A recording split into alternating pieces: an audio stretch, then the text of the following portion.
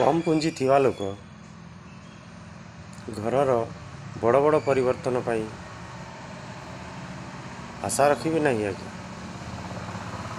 कारण भविष्य रे आमको बहुत असुविधा भोगवाक पड़ता है। जमिति गोटे बड़ घर बनइले सेठारे छोट कबाट द्वारा ही घर को ढांकी होता है, किंतु खोला भाविबाकू पड़े। तेणु कबाटू ताला छोट तेबे जाई कबाट बंद रहिब। तालाठू चाबी छोट तेबे जाई तालार व्यवहार हो पारिब। छोट चाबी रू पूरा घर खोली जीव।